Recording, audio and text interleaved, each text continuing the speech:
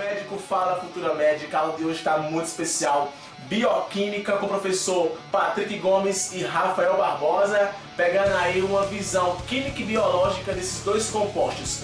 Vem comigo que a aula vai ser pancada!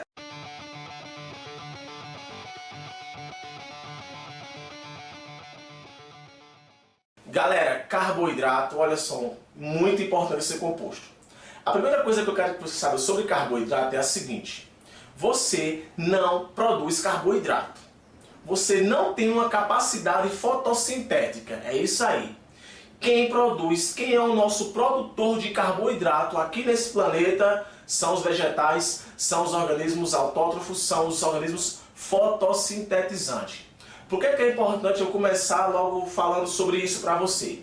Para você não ficar viajando na ideia de achar que você, na condição de humano, produz o carboidrato. Então, dentre o carboidrato, o lipídio, a proteína, a vitamina, desses compostos aí, o carboidrato você não produz, beleza?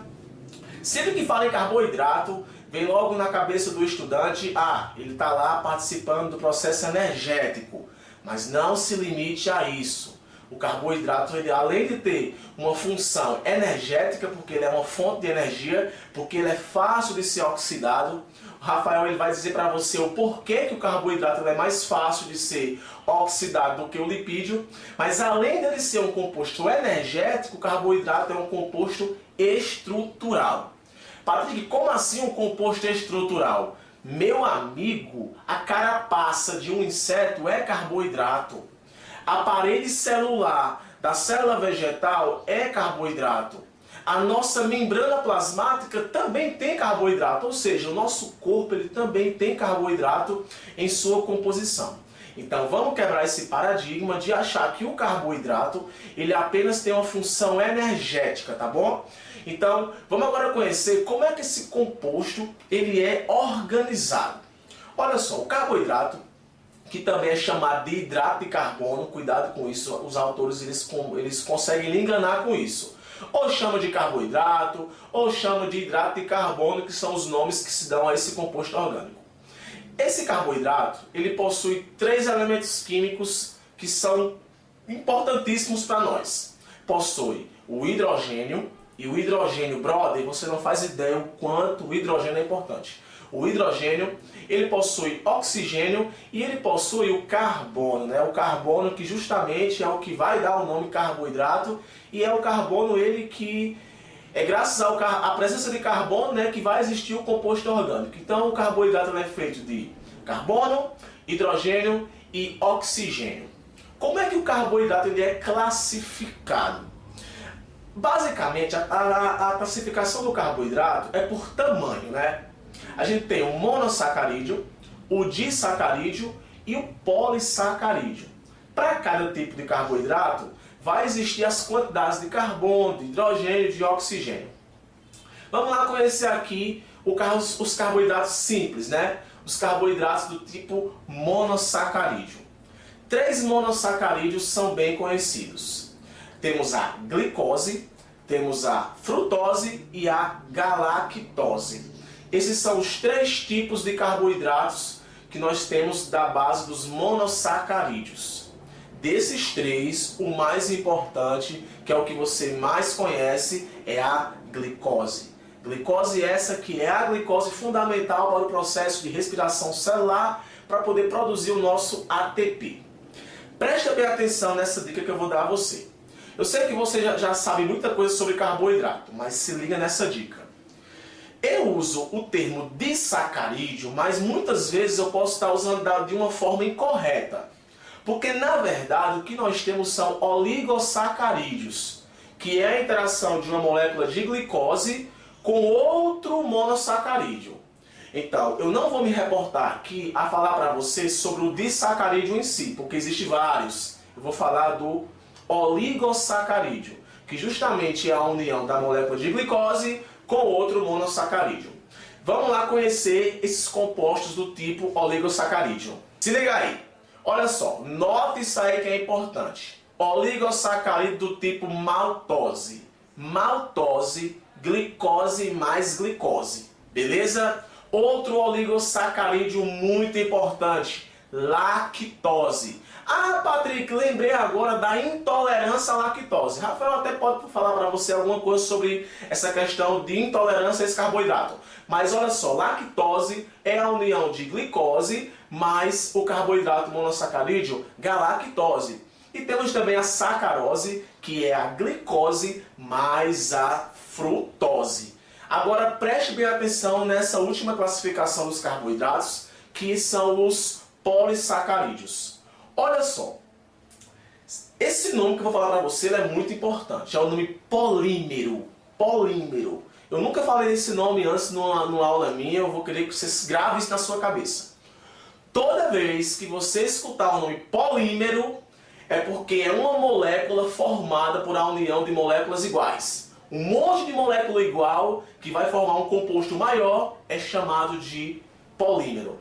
Então, o polissacarídeo, ele é um polímero. Nota aí. O polissacarídeo, ele é um polímero. Polímero de quê, Patrick? De qual carboidrato é que ele vai ser? De qual carboidrato e qual monossacarídeo é que ele vai ser um polímero? Glicose. O nome da ligação que eu dou entre monossacarídeos para formar os oligosacarídeos, e esses oligosacarídeos, no caso, várias moléculas de glicose vão se unindo, todas essas ligações que acontecem entre os carboidratos é chamada de ligação glicosídica. E Rafael também pode comentar para você como é que essa reação acontece quimicamente falando. Então, a ligação glicosídica ela acontece para unir carboidratos. Então, os polissacarídeos, eles são moléculas gigantescas. Agora, cuidado. Nós temos os polissacarídeos de origem animal e os de origem vegetal. Preste bem atenção. Os polissacarídeos de origem vegetal, a gente vai ter de dois tipos. Teremos o amido e teremos a celulose. A celulose é o polissacarídeo que vai formar, que vai compor a membrana plasmática. O amido ele vai estar participando como uma reserva energética do vegetal. E é o amido que nós, quando comemos um vegetal, é esse amido que a gente tem a capacidade de degradar e transformá-lo em moléculas de glicose.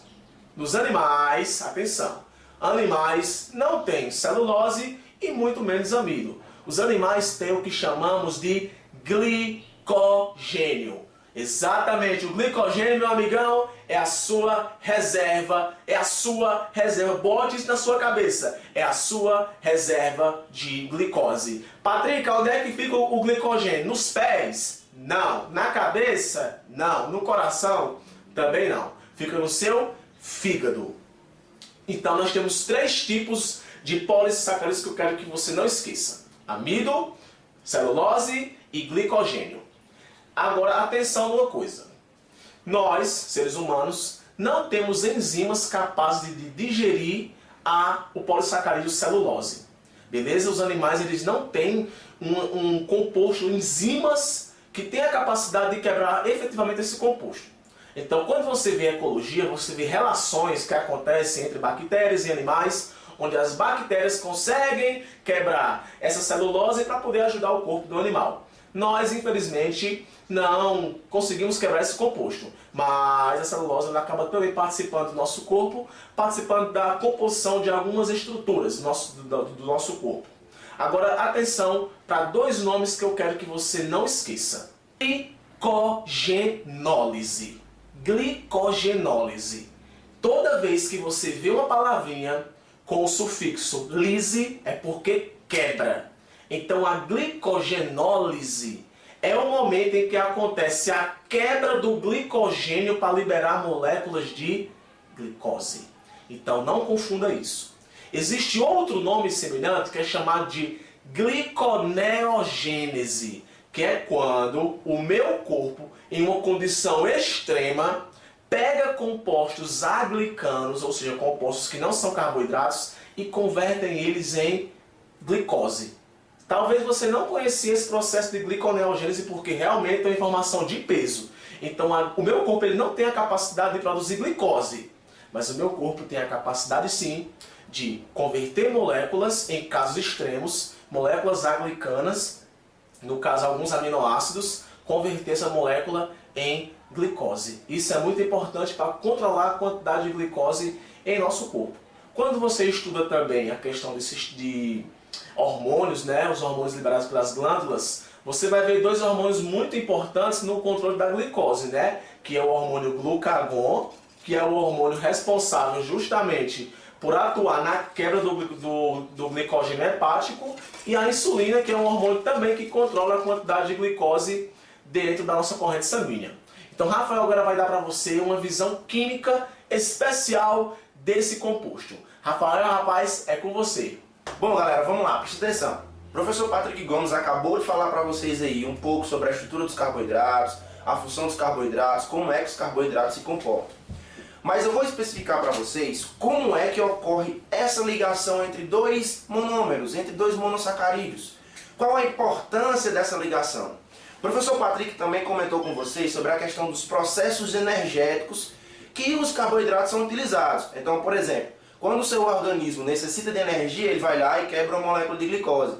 Já quando o seu organismo não está no estado de alimentação e necessita de energia, ele faz o processo inverso. Ele pega moléculas do seu organismo que estão prontas e quebra essas moléculas fornecendo glicose. Pois bem, é necessário que você entenda que o nosso metabolismo está dividido em duas grandes partes, em anabolismo e em catabolismo. E isso, com certeza, você que é estudante de medicina já viu isso várias vezes. A maioria dos livros de biologia traz isso também. Mas o que você precisa entender é que reações anabólicas e que reações catabólicas são reações energéticas. Só que elas são energéticas de duas formas diferentes. Vamos lá. Quando eu tenho anabolismo, eu tenho formação de novas moléculas. Para que a formação de novas moléculas ela aconteça, é necessário que você adquira energia. Opa, peraí. Se eu estou adquirindo energia, significa que esse processo é um processo endotérmico. Isso mesmo. Endotérmico. Professor, o que é que significa um processo endotérmico? Processos endotérmicos são aqueles processos que, para que seu acontecimento possa ocorrer, eles precisam absorver energia, acumular energia no sistema. Beleza. Isso você tem que entender que ocorre nas reações anabólicas. Ok. Nas reações catabólicas, são aquelas reações que, quando elas são quebradas, catabolismo está relacionado à quebra de moléculas, elas fornecem energia. Esse fornecimento ou liberação de energia, eu digo que é um processo exotérmico, ou seja, um processo de liberação de energia. Muito bem, essa energia ela pode variar de várias formas. Pode ser uma energia elétrica, pode ser uma energia na forma de calor. Geralmente a gente exprime essa energia, a gente expressa essa energia na forma de calor, que é o que acontece geralmente com a quebra da glicose. Ok. A glicose, como vocês sabem, ela é um monossacarídeo. Só que quando você ingere aquele seu chocolate, quando você ingere aquela substância rica em carboidrato, você não consegue ingerir o monossacarídeo solto, já liberado. Você ingere ele na forma, geralmente, como o professor Patrick falou, de oligosacarídeos, ou até mesmo de disacarídeos. Por exemplo, quando você ingere o leite, você não está ingerindo glicose com galactose, você está ingerindo a lactose, que é justamente a união dessas duas moléculas. Muito bem, o seu organismo ele não consegue reconhecer diretamente os disacarídeos. Ele vai reconhecer as suas moléculas na forma de monossacarídeos. Beleza, professor, e como é que ocorre essa quebra? Essa quebra vai ocorrer através de reações catabólicas. Essas moléculas vão se quebrar no seu organismo, fornecendo energia. Pois bem, entre dois carboidratos existe uma ligação muito legal, muito massa, que se chama ligação glicosídica. É uma ligação do tipo covalente. Opa, peraí. Professor, e tem vários tipos de ligação? Tem sim.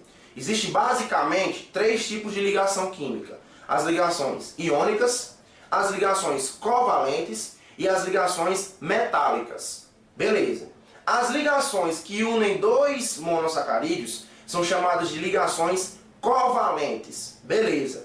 Só que não é só isso. A glicose, pessoal, ela se apresenta de duas formas básicas. Ela pode se apresentar na forma de cadeia aberta, ou ela pode se apresentar na forma de cadeia cíclica ou fechada. Professor, qual é a mais comum? A mais comum é que a glicose se apresente na forma de uma cadeia cíclica, porque isso fornece àquela molécula maior estabilidade, já que ela vai passar por várias etapas em vários organismos diferentes. Então você vai encontrar na natureza a glicose, na sua grande maioria, na sua forma fechada. Beleza. Quando a ligação entre dois carboidratos acontece, ela vai acontecer através de um processo de desidratação ou condensação. Condensação, professor, é aquela mudança do estado gasoso para o estado líquido? Não. Nesse caso, a desidratação ou condensação é a união de duas moléculas distintas com a liberação de água. Então, quando você tem a formação de um disacarídeo, por exemplo, ocorre naquele instante a liberação de água. Se eu quiser fazer com que o meu organismo una dois carboidratos, obviamente eu preciso fazer com que aquela união saia uma molécula de água, ok? Se eu quiser separar dois monossacarídeos, no caso, dois monossacarídeos unidos na forma de disacarídeos, eu preciso introduzir uma molécula de água. Beleza. E essa ligação, professor, acontece de todo jeito? Não. Essa ligação vai acontecer entre um carbono anomérico de um carboidrato e a hidroxila de outro composto. Ah, professor, hidroxila eu encontro em quais funções orgânicas? Você vai encontrar hidroxila em álcoois, é o mais comum. Você vai encontrar hidroxilas em ácidos carboxílicos, que também pode acontecer. Então você tem a hidroxila, nesse caso a gente fala de poliálcoois ou álcoois, porque também vale lembrar para você que a função orgânica de um carboidrato é uma função álcool. Então a gente tem várias hidroxilas, certo? Então preste atenção. Quando ocorre a união de um carbono anomérico com uma hidroxila, eu digo que essa união gera uma ligação glicosídica. Mas espera aí. Quando essa ligação glicosídica acontece, o carboidrato que está se ligando é chamado de carboidrato anomérico. Lembra que eu falei que geralmente os carboidratos se apresentam na forma fechada? Pois bem, toda vez que o carbono se apresenta na forma fechada, o oxigênio entra no ciclo. E quando esse oxigênio entra no ciclo, o carbono que está ligado a esse oxigênio é chamado de carbono anomérico, ou carbono alfa, certo? Esse carbono vai se ligar a uma hidroxila de outro carboidrato e essa ligação vai formar uma ligação glicosídica, beleza? Ok. Mas professor, uma pergunta, se os carboidratos são tão energéticos, por que nós, seres humanos, não conseguimos armazenar o carboidrato, a glicose, o monossacarídeo ali, por que a gente não consegue guardar essa substância como fonte de energia? Vamos lá. Carboidrato, pessoal, precisa de água.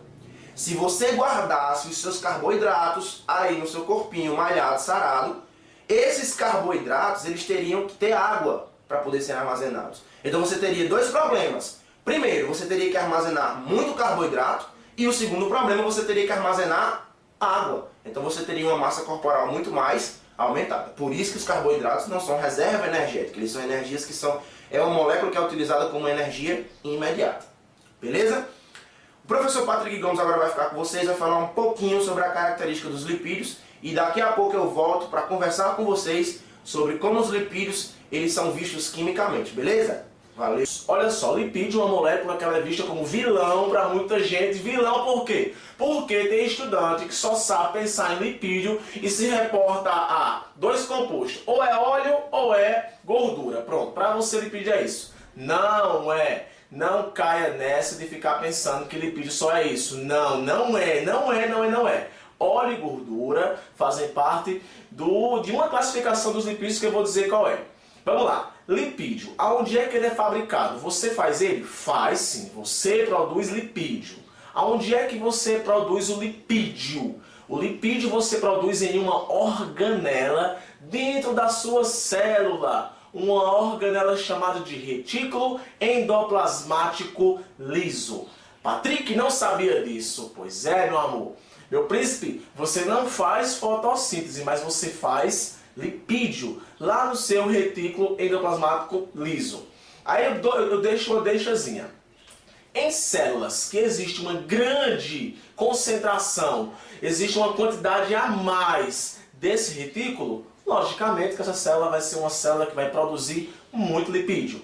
O lipídio tem duas funções importantíssimas. A primeira, né, que eu tenho que comentar, a primeira ela é ótima, é a função estrutural.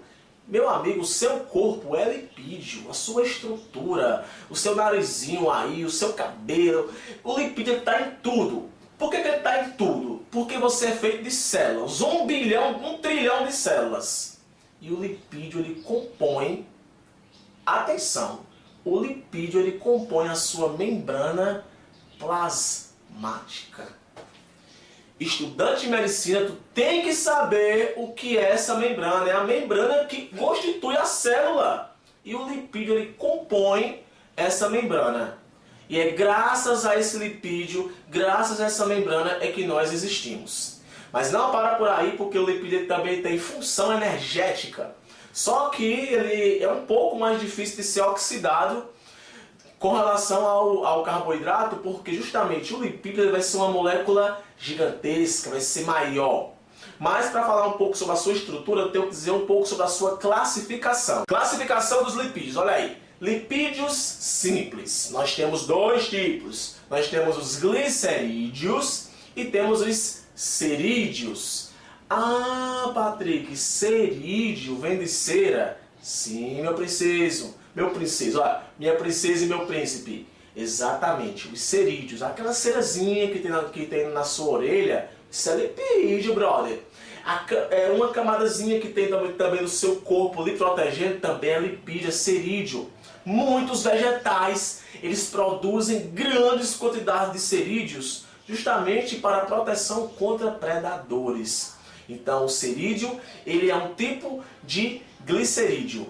Ou melhor, é um tipo de lipídio simples. Porque o outro tipo é um glicerídeo. E eu vou contar a você porque eu acabei os nomes confundindo. Por causa da sua estrutura, que é basicamente a mesma. Mas calma. O lipídio do tipo glicerídeo, nós temos dois tipos. Nós temos os óleos e temos as gorduras. Geralmente, nós costumamos se reportar assim. O óleo é de origem vegetal. A gordura é de origem animal. Agora, atenção. O glicerídeo e o cerídeo, que são lipídios simples, ambos são formados por duas moléculas, que toda vez que você escutar o nome dessas duas moléculas, e Rafael vai falar das duas moléculas com certeza, você vai se reportar ao lipídio, que é um álcool e um ácido, que no caso é o glicerol e o ácido graxo. Exatamente. A união de glicerol e ácido graxo vai formar a molécula de lipídio. E tem um pequeno detalhe. Qual a diferença dos glicerídeos para os cerídeos com relação ao ácido graxo e ao glicerol? A quantidade. Os cerídeos têm uma quantidade a mais do que os cerídeos. Então, glicerídeos e cerídeos são lipídios simples. Agora atenção. Nós temos também os lipídios conjugados, que são aqueles lipídios formados por uma molécula lipídica, lógico, com outra molécula que não é lipídio. Cara, a gente tem uma que ela é fundamental. Eu não ia falar dela, mas eu vou comentar aqui ela. É a lipoproteína. Lipídio com proteína. Diversas lipoproteínas estão, pessoal, no glicocálix. Exatamente. O que é glicocálix? São receptores que ficam na membrana externa da membrana plasmática, na parte externa da membrana plasmática. Mas existe outro lipídio ainda mais importante em termos de função do meu corpo, que acaba sendo um lipídio conjugado, que é o fosfolipídio, lipídio com fósforo, que vai ser o lipídio que vai compor a membrana plasmática das células eucariotes, procariotes também. Então vai ter o fosfolipídio que vai ajudar a formar justamente a característica anfipática das membranas celulares. Então nós temos os lipídios simples, lipídios conjugados. Outro tipo de lipídio bem bacana são os esteroides, que eu vou citar aqui o principal de todos, o colesterol. Cuidado! Não vai cair onde todo mundo cai, falou em colesterol, coisa ruim, não, meu amigão. O colesterol, quem produz colesterol é seu fígado. Colesterol é muito importante porque ele está na composição da sua membrana plasmática. O colesterol ele vai estar também ajudando na formação de hormônios. Agora, aonde é que as pessoas erram? Que você tem que notar isso. Pior erro das pessoas, que eu considero erro, talvez eu esteja errado, a minha opinião, é a questão de colesterol bom e colesterol ruim. E dá a entender que existem dois tipos de colesterol. E não é assim, viu, galera? Só existe um tipo de colesterol e pronto. Essa questão de colocar um banho ruim acabou confundindo um pouco sua cabeça. Se ligue só. Existem duas lipoproteínas transportadodoras de colesterol. Duas. A LDL e a HDL. Ah, Patrick, LDL e HDL são moléculas? Sim, LDL e HDL são duas moléculas lipoproteicas que têm função apenas de transportar lipídios. O que é que elas transportam? Atenção, a lipoproteína LDL, que é a de baixa densidade, ela existe apenas para transportar moléculas de colesterol que o fígado produz. O HDL, preste atenção, ele também transporta lipídio. Agora, de que tipo? Fosfolipídio. Sabia disso? Tenho certeza que você não sabia disso. O HDL transporta o fosfolipídio. Como é que acontece essa bagaça?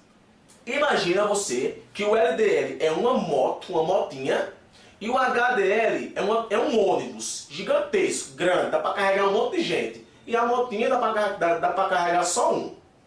O que acontece? Quando aumenta, atenção, quando aumenta a concentração de colesterol no seu sangue, talvez proveniente de uma alimentação, os seus LDLs eles ficam sem saber o que fazer. Fica difícil para eles transportar tanta molécula de colesterol e dá um surto neles, eles ficam surtados e acabam parando sua função. Eles param de transportar de vez o colesterol. Eles entram em greve. Por quê? Porque não tem condição de transportar tanta molécula de colesterol. Por isso que ele é chamado de colesterol ruim. Aonde é que entra o LDL? O HDL, ou melhor. O HDL sendo uma molécula maior, sendo um ônibus, é ele quem vai lá e remove da nossa corrente sanguínea essas moléculas em excesso de colesterol. O que acontece com uma pessoa, olha isso é sério. O que acontece com uma pessoa quando tem obstrução, né, nos vasos sanguíneos proveniente de moléculas de colesterol? A aterosclerose, que é uma doença aí que mata muita gente, que por isso que devemos ter uma boa saúde, praticar exercícios físicos, ter uma alimentação balanceada para poder não acelerar, não aumentar essa quantidade de colesterol em nosso corpo. Carotenóides é nosso próximo tipo de lipídio, que vai ter o caroteno, que é um precursor. Por quê? Porque vai ajudar na fabricação de vitamina A, que é importante para a sua vista, para você poder enxergar de noite. Então essa aí é a classificação e a estrutura do lipídio. E Rafael vem agora com você dar uma visão aí química dessa bagaça, beleza? Bom, pessoal, estamos aqui mais uma vez para conversar com vocês agora sobre uma outra molécula orgânica, uma molécula muito importante nos nossos processos bioquímicos, que são os lipídios. O professor Patrick acabou de falar para vocês aí um pouco sobre como os lipídios são importantes, qual a função desses lipídios no nosso organismo.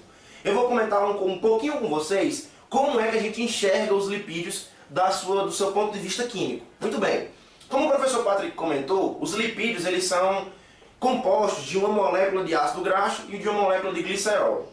Mas vamos desmistificar uma coisa. O lipídio ele é constituído de um ácido graxo e um álcool. Não obrigatoriamente precisa ser o glicerol, pode ser qualquer outro álcool, beleza? O que nós conhecemos, o mais comum de todos, é o glicerol, mas pode ser qualquer outro álcool, beleza? O que muito estudante não sabe, vê nos livros e passa batido, é assim: professor, o que é um ácido graxo? É um ácido, mas que tipo de ácido? Vamos lá. Existem dois tipos de ácidos na química. Existem os ácidos orgânicos e existem os ácidos inorgânicos. Calma, por que eu estou explicando isso para você? Porque muitas vezes o aluno acha que por ser um ácido faz mal, porque lembra que ácido corrói, que ácido destrói substâncias, mas calma. Existem dois tipos, o ácido orgânico e o ácido inorgânico. Por exemplo, na sua casa, sua mãe deve temperar a comida utilizando vinagre. O vinagre é um ácido acético, é um ácido orgânico. Sim, professor, e daí? E daí que se você pensar que todo ácido gera corrosão, lógico que é uma característica básica de todos os ácidos, mas nem todos os ácidos têm um poder corrosivo como os ácidos inorgânicos. Os ácidos inorgânicos tem um poder corrosivo muito maior. Então, o glipídio ele é formado por um ácido graxo e um álcool, beleza, que na maioria das vezes é o glicerol, beleza. Esse ácido graxo, o que é, pelo amor de Deus, em nome de Jesus, o que é um ácido graxo? Ácido graxo são ácidos carboxílicos de cadeia longa. Oxente, professor, cadeia longa? É, meu filho. Moléculas orgânicas têm cadeias carbônicas, ou seja, formadas de carbono. Quando eu digo que existe um ácido graxo, eu estou explicando para você que aquele ácido é um ácido carboxílico, que esse ácido carboxílico é representado pelo seguinte: extremidade da cadeia, eu tenho C-O ligado a OH. Professor, como é que eu chamo esse C-O? Carbonila. E como é que chama esse OH? Hidroxila. Lembra da aula de carboidratos que eu falei sobre as hidroxilas? Beleza.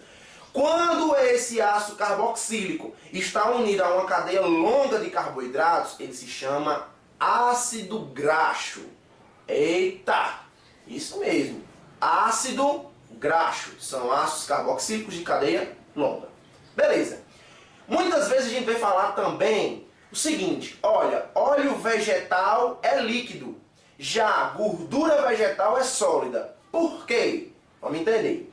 Existe basicamente dois tipos de gorduras: as gorduras saturadas e as gorduras insaturadas. Professor, o que é uma gordura saturada e o que é uma gordura insaturada? Gorduras saturadas são aquelas gorduras em que a sua cadeia carbônica, que é derivada do ácido graxo, ela não possui ligações duplas ou triplas. Exatamente. Cadeias saturadas são aquelas cadeias em que eu tenho apenas ligações simples entre os carbonos. Já a gordura insaturada são aquelas ligações, são aquelas cadeias carbônicas em que as ligações entre os carbonos, entre elas existe ali uma ligação dupla, uma ligação tripla. Beleza. Mas o que é que isso tem a ver com ser óleo vegetal e com ser gordura animal? Se liga. A gordura animal, ela é proveniente de gorduras saturadas ou de cadeias carbônicas formadoras de lipídios saturadas. Já o óleo vegetal, ele é formado a partir de cadeias carbônicas insaturadas, ou seja, que possuem ligações duplas ou ligações triplas. Você já deve ter ouvido falar em algum lugar, ou visto uma reportagem sobre as gorduras trans. Professor, o que é uma gordura trans? Esse prefixo trans, ele vem lá na química porque a gente tem um conteúdo chamado isomeria, em que a gente tem dois tipos, cis e trans, mas isso eu deixo para outra aula com vocês, beleza? Então olha só, as gorduras trans, elas são gorduras que eram gorduras insaturadas e que por um processo chamado de hidrogenação, ou seja, adição de hidrogênio, elas foram transformadas em gorduras saturadas. Professor, vai devagar, preste atenção.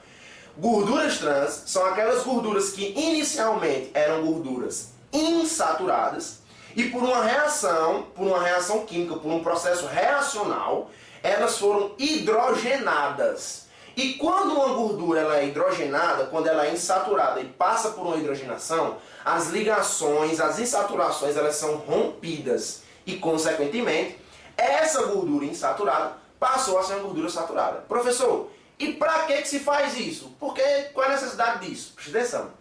Os alimentos, a adição de gorduras trans, percebeu-se com os estudos que nos alimentos as gorduras trans aumentavam o tempo de validade. Ora, meu amigo, e isso para a indústria, para quem vende, é um ótimo negócio, não é não? Você pega um alimento e um alimento que durava um mês, agora passa a durar 6 meses. O problema é, o professor Patrick comentou com vocês, aterosclerose. As gorduras saturadas, elas têm a capacidade de se aglomerar em crostas dentro dos vasos sanguíneos e, consequentemente, produzir riscos à saúde. Basicamente, o que é que acontece para elas se aglomerarem? Lembra que eu falei que as gorduras saturadas são aquelas que têm uma cadeia carbônica apenas de ligações simples. Essas ligações simples, elas fazem com que as moléculas consigam se aglomerar de forma mais fácil, diferentemente das moléculas que tem nas gorduras insaturadas. Isso também favorece ao seu estado físico. Lembra, quando eu tenho um estado sólido, eu tenho partículas mais aglomeradas, mais unidas, eu tenho uma maior coesão entre as partículas. Eita, professor, é tudo isso mesmo? Tudo isso mesmo, presta atenção. Como a gordura animal é uma gordura saturada e a cadeia favorece a aglomeração dessas substâncias, você vai encontrar geralmente essas gorduras na forma sólida. Quando essa gordura insaturada ela tenta se aglomerar, as ligações químicas não permitem essa aglomeração e, consequentemente, você vai encontrar essa gordura na forma líquida. Então, por isso a diferença. Por isso que você encontra gorduras vegetais e gorduras animais. Gorduras animais na forma sólida e gorduras vegetais na forma líquida. Beleza, professor. O que mais você vai falar?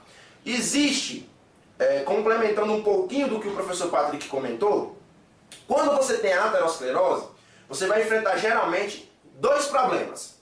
Se essa aterosclerose ocorrer em artérias próximas ao coração, você vai perceber que você vai ter que fazer um processo chamado de ponte de safena. O que é a ponte de safena? Como a obstrução naquele local é uma obstrução muito grande, você vai fazer um novo caminho para que o sangue possa percorrer. Ok. Professor, e se esse problema for no meu cérebro?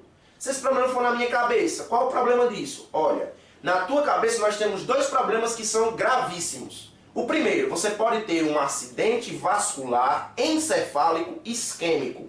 Professor, que diabo é isso? Acidente vascular encefálico isquêmico é aquele acidente vascular em que ocorre a obstrução do vaso e a desoxigenação da área. Eita! Isso aí, você quer ser médico? Você vai aprender isso. Tem que entender, acidente vascular isquêmico é aquele acidente vascular em que ocorre obstrução da artéria e desoxigenação da área. A área começa a morrer por falta de oxigênio. E como vocês sabem, o oxigênio é importantíssimo no nosso processo de respiração celular. O outro tipo é o acidente vascular encefálico hemorrágico. Esse é de lascar. Por quê?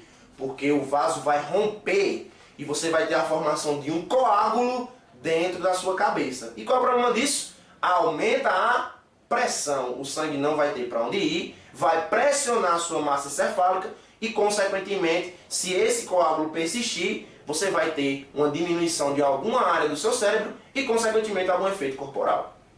Beleza? Só mais um tópico para a gente acabar. Professor, os triglicerídeos. O que é um triglicerídeo? Triglicerídeo é uma molécula de ácido graxo associada a 3 gliceróis, certo? A molécula vai se associar a 3 gliceróis. Ou melhor dizendo, um glicerol se associa a 3 moléculas de ácido graxo, certo? Cuidado para não confundir isso. Triglicerídeo é uma molécula de glicerol associada a 3 moléculas de ácido graxo. Professor, isso é ruim? O triglicerídeo geralmente ele compõe as nossas membranas, como o professor Patrick falou. A gente tem um fosfolipídio. Esse triglicerídeo pode ser convertido em fosfolipídio através de alguns processos. Mas lembre, existem dois tipos também, como o professor Patrick falou para vocês. LDL e o HDL. LDL, proteína, lipoproteína de baixa densidade. HDL, lipoproteína de alta densidade. Mas existe uma outra. Meu amigo, existe. Se chama VLDL. O que é isso? É uma proteína de muito baixa densidade. Ela não consegue captar várias moléculas de colesterol e, consequentemente, faz com que essas moléculas fiquem no sangue e obstruam as suas artérias. Ok? Olha só a dica de estudo de biologia com relação a lipídio. Galera, exercício.